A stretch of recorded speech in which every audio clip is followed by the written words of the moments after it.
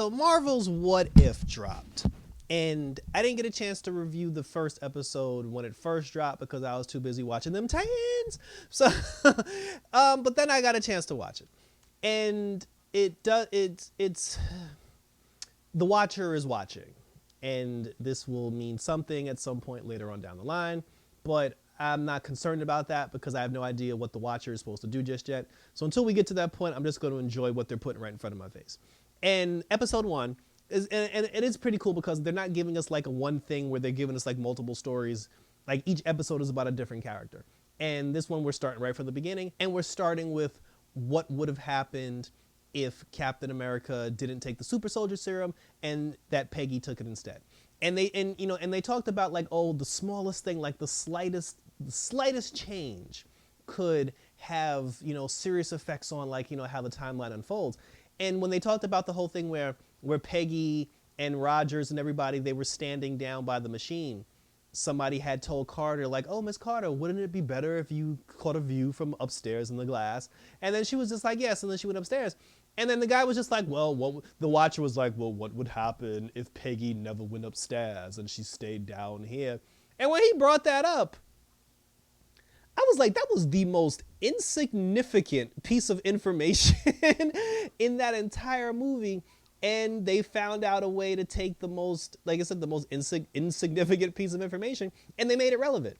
Because then when the Hydra soldier shows up to try to steal the serum or whatever the hell he was going to do, Peggy saw him because she was standing right there. And I was just like, huh.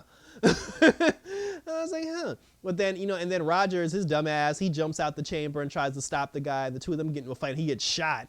And then after he gets shot, and then like Peggy kills the guy. And then, the government's just like, oh, billions of dollars down the drain. Someone has to take that serum. And then Peggy was like, I'll do it. I'll take the serum and I'll become the agent. And then, because back in the day, like women wasn't able to do shit. And the guy was like, no, you're a woman. You can't take the serum. And she was like, what other choice do we have? I must take it. And then she took the serum. And then she came out looking like Wonder Woman. Like she came out, she was like 9 feet tall. She was buff. And, and that was another thing because I forget sometimes that the serum basically made Steve Rogers taller and bigger and more muscular. So why would it not do the same for Peggy? So as I said, so when Peggy came out, like she was totally ripped. She was totally ripped. And then she came out looking all buff and everything. And then just like with Rogers, the government had him, putting on a show and doing the Star-Spangled Man because they're just like, we needed soldiers. We didn't want just one person. So that's why they locked Rogers away. See, but here it's a little different because since Peggy's a woman, he's just like, oh, I needed soldiers. I didn't need a woman. It's like billions of dollars down the tube. And then they were going to put her in isolation or just have her do like some random bullshit. But, this is Peggy we're talking about. So, Peggy's not going to take that lying down. She fought up the ranks.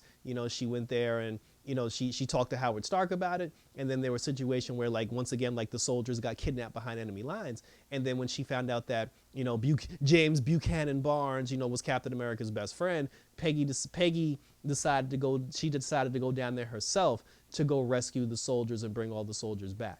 Now, here's where it gets a little interesting because just because Captain America, Steve Rogers, didn't become Captain America doesn't mean he was completely pointless and useless throughout this entire thing.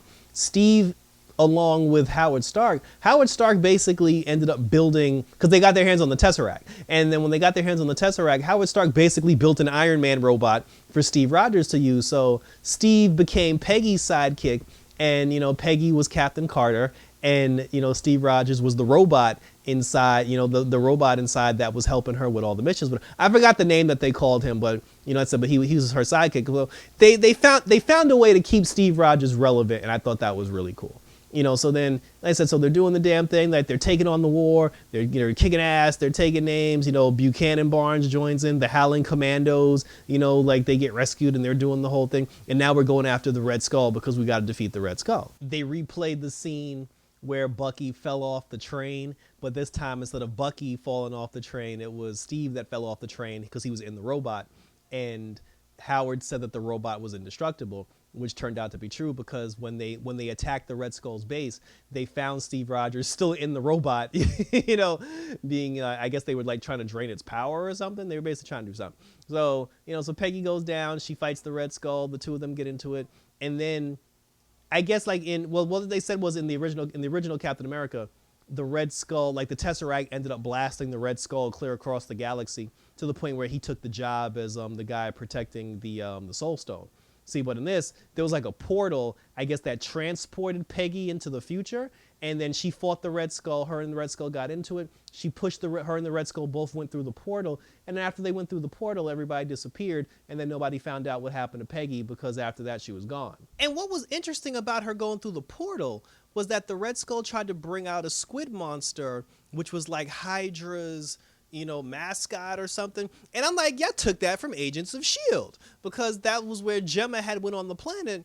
And like the squid Hydra, the first, metahuman or whatever the hell, they basically took that, the squid thing being on the planet and stuff and everything. They took that from Agents of S.H.I.E.L.D. So, I mean, the squid wasn't that big, but they stole that from Agents of S.H.I.E.L.D. We try to act like Agents of S.H.I.E.L.D. don't exist. And then it fast forwards to the future where Nick Fury and Hawkeye, they have the Tesseract and they're trying to do experiments with the Tesseract.